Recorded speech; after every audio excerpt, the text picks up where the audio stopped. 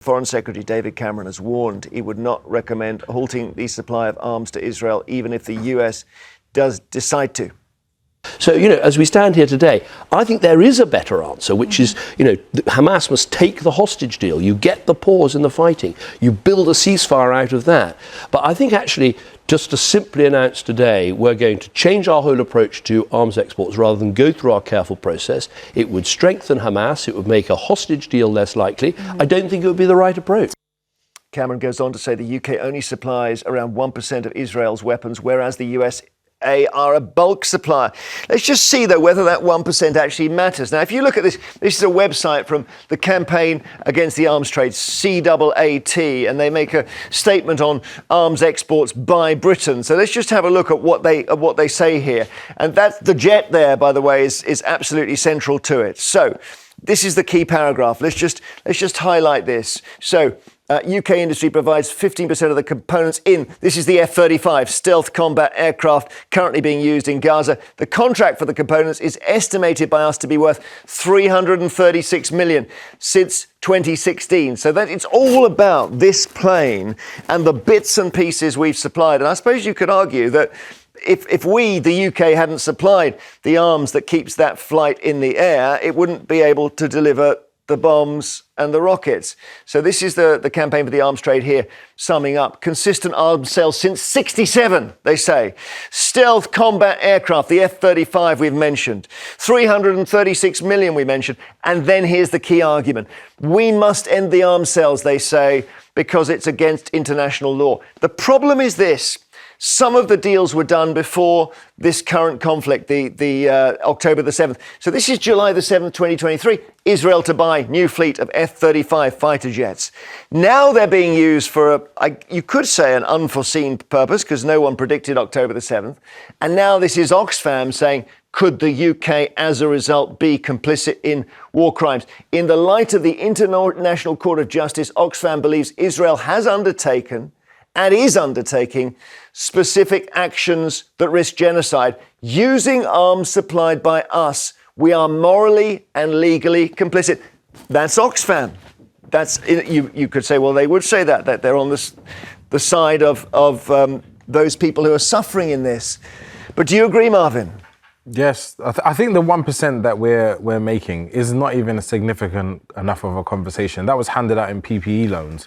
And I feel like that's not a significant enough reason for us to continue providing arms and support in that particular way. Well, the idea, but surely the 1% is used by Cameron to say, look, it's such a small amount of Israel's arsenal that stopping it wouldn't make a difference. Yeah, but stopping it isn't about the money, and it's not about how much of they're contributing. It's actually about what the message is, which is, I think this has now gone significantly too far. As a state, we can no longer support this. Everyone's individual thresholds have been very clear since the 7th, but beyond that point, now we're seeing that the government are continuing to support it. They are at risk of putting themselves in the firing line, especially the long-term history of what this conversation, what this ends up being. The UK are now very much complicit in the harm that's being done to Palestinians, and that's actually not okay, and that's not the support that they have. That's not a mandate they have from this country to go out and do that. Well, I hesitate to say David Cameron, your brother-in-law, but I was thinking I should make the connection explicit. But he was on patrol at the weekend, wasn't he? Very much saying, look, it's 1%. And in that sense, it really doesn't make a difference. I think it's worth also pointing out that America is only saying it's going to stop supplying some of its weapons, and it supplies a huge amount to Israel. But I think the point that David Cameron was making is that we've got to work on making sure that no one wants... We've said very clearly as a country, so has Lord Cameron, we do not want them to go in and indiscriminately kill civilians. That is totally, this country is against it. We are trying to go in for a ceasefire. I think the point around weapons is that the country was looking at not supplying weapons a few weeks ago. And at that point, Iran attacked Israel.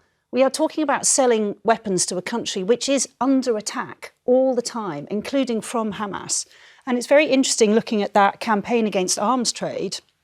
I know we probably can't bring it up again, but it's saying that we've got to stop selling weapons to Israel. And it talks continuously about the people of Palestine. And then it goes, selling them in impunity for retaliation for Hamas's horrific killings and abductions of Israeli civilians.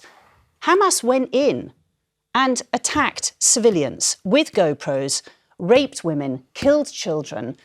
I sort of want to throw the question back to people and say, what do you want Israel to do? Because Hamas wants to destroy Israel. It will go back in. It has said it has. Whether you need fighter jets to fight terrorists, that's the issue, isn't it? Whether you bombing from the air is just too indiscriminate. And to be fair, it's carpet bombing. It's not just bombing strategic targets. That is long gone. We're carpet bombing areas, moving people to another area and then carpet bombing that particular area.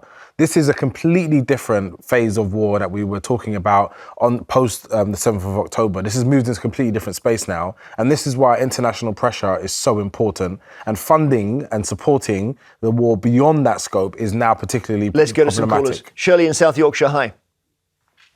What do you think, Hello. Shirley? Hello. Well, I think that they should stop selling arms to Israel, because the more they sell it, or the longer they sell it, the war just keeps going on. And I also think that we've already been through 2 world wars. I was born in the Second World War in 1938, and I just think war is so gross. And I really do think the people behind the desk, it's all right for them saying go to war. It's not them what's getting killed, it's the people out in the field what's getting killed. And I just think it's so gross that this is going on. I really do. And the women and the children. But I totally hear what you're saying, Shirley. The question is whether the amount that we send to Israel will make a difference if we stop it. Well, it's got to make some difference, because if they haven't got the arms, then, if they haven't got the arms, then they can't go forward with the war. Right. They need negotiations. They need negotiations, and they don't need arms. Thank you, That's Shirley. what they need. Thanks so much. Alan in Essex, hi. Do you think she's right? It's gross and it has to stop. Well, hello, good morning, Jeremy. Nice to speak to you. No, I completely disagree. October the 7th was a dreadful time, as has already been remarked, killing well over 1,000 people by an unexpected invasion by Hamas, which was poor intelligence on the part of the Israeli government. But Hamas is dedicated to eliminating Israel and all the occupants of Israel who are Jewish. And this business of carpet bombing is a complete misnomer. It's not carpet bombing. These aircraft, which we are sending small amounts of support material, which is essential for their flying, they use smart bombs, and the bombs are indicated to go in a certain area only, which is why Israel is asking and begging, in fact, for people to move out of designated potential bombing areas. What about the drone that killed the charity workers on April the 2nd, Alan? That wasn't very intelligent. Sorry, I missed that. Sorry, Jeremy. What about the drone that killed the charity workers on April the 2nd? I know, I remember that well. That was an absolute, utter error. The people in the car looked like terrorists, from the drone, and they weren't. And that was an error. That's 4 people, unfortunately, who have paid a price for being in a war zone at the wrong time. Well, let me just bring Marvyn in on that. Hang on. I'm really struggling to find words. I'm actually very upset and disappointed. The rhetoric around the amount of lives, Palestinian lives that have been lost at this point, civilian lives, and how normal we're trying to make it, and the conflation between acts and timelines and behaviours is a complete dismissal of how valid their actual lived experience has been. But he's saying they're using smart bombs. That's the point. The idea of smart bombs that are being used to kill hundreds of thousands of people is not particularly very smart. Alan, the thing is, it's not hold, let me finish. Hundreds of thousands of people have actually died. Yeah, the fact is that the amount of people that have died, we don't know. is absurd. You can't tell me how many people there are that actually are in Hamas. The 100,000. You can't tell me how many where are you getting the 100,000 Okay, hang on. He's talking to a caller at the moment. Go on. You cannot tell me how many people are actually in Hamas. You can't tell me how many people from Hamas who have actually died versus how many civilians have died. The numbers still there, don't add Alan? up. It's absolutely a massive problem that everyone needs to be looking at. Let me speak. I can't tell you how many Hamas people have been killed because Hamas keeps that a secret. Hamas is dressed up as civilians. They do not divulge how many of them have been killed, and they put their death figures into and they hide behind the civilians. They mingle with the civilians, and they try to obstruct the civilians. What's wrong with what? Leave aside the numbers. What is wrong with what Marvyn said, Alan? Well, the numbers are just not known correctly, Jeremy. Okay, we're on the numbers. Okay, all right, we'll agree. I've seen a reference over the weekend to 100,000, but I don't. That was speculative. I don't know. I saw more 30. What number do you think it is in Gaza? Well, it was 30 as of last year. 33,000 has been the number that's been. Okay. But we all still need to say year. that this is all coming out of Hamas as well, and he does, and Alan made the correct point. We don't know how many Hamas are part of that. No one wants these deaths to be happening. So what are you bombing if you don't know? But what do you want Israel to do, Marvyn? What would land you like operation, to happen? a targeted land operation where you actually know who it is. They have tried to do a targeted land operation, and they are doing that as well. But they are also trying to save Israeli soldiers. And then making out about something else. UN says 35,000, by the way, just so we can put their figure on the table. Thank you, Alan. More calls after the break. Now, more of your calls. Should the UK stop selling weapons to Israel? 0207 862 2222 is the number to get in touch and speak to us on this. We had 100,000 figure. We think there was a figure from Islamic Relief for killed and injured in Gaza. As I say, the UN thinks 35,000 dead. Aziz in Southampton, hi. Hi. It's about sending a message to Israel that killing on an industrial scale is not acceptable to a civilized world. And not only should we stop arms sales, we should put severe sanctions on them like we have done with Russia. And the other thing is the sheer hypocrisy of David Cameron. On the one hand, he wants a ceasefire, and on the other hand, he wants to supply arms. He wants to send food aid and all that, and at the same time, he wants to stop funding to UNRWA. It's just hypocrisy and double standards. I suppose in the end, it's about he needs to work out whether he's got justification to interrupt companies which have done arms deals in the past, which are still going on now. Can he do that as a government? Do you think he should? Well, I think he should. I don't know what the legal position is. He should. I mean, we've never seen this sort of killing on this scale ever.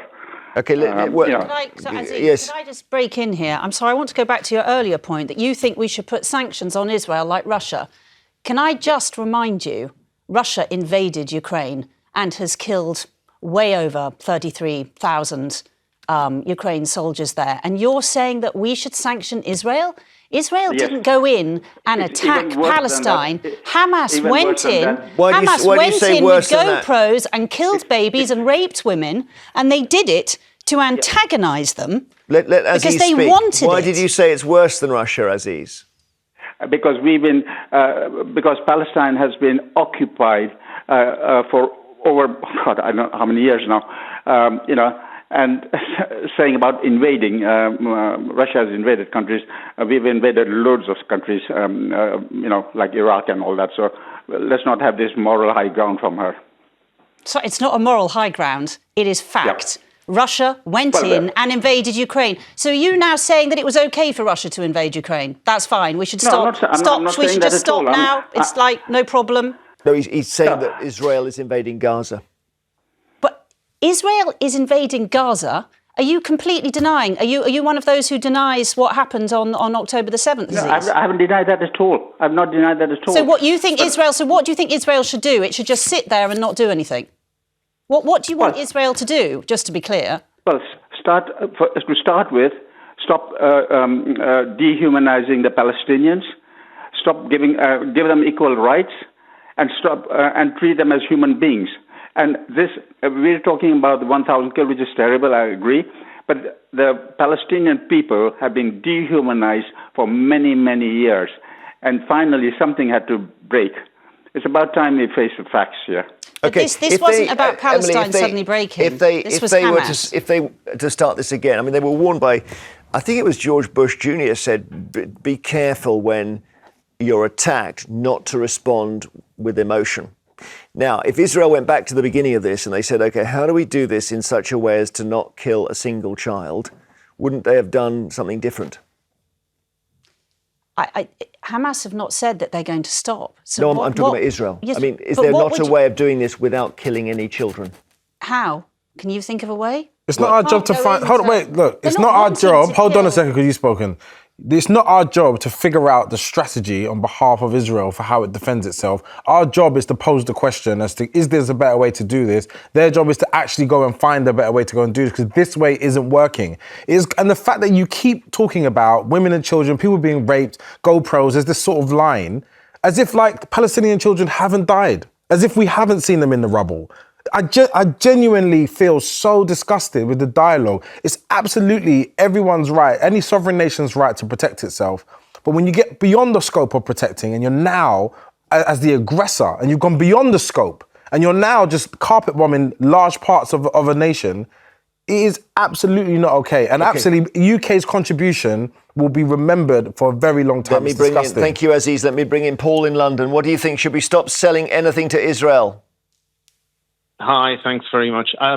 I'd just like to say, first of all, the hypocrisy is amazing because the UK is one of the biggest importers of arms from Israel. Israel supplies arms to the UK and has done so since Iraq, Afghanistan, and before that.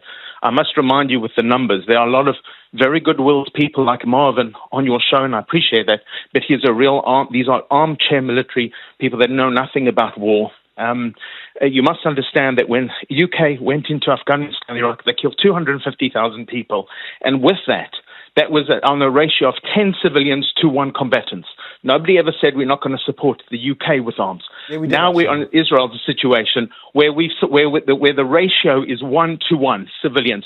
And the pure blame, the direct blame for those civilians is Hamas hiding in between those children, using them as shields.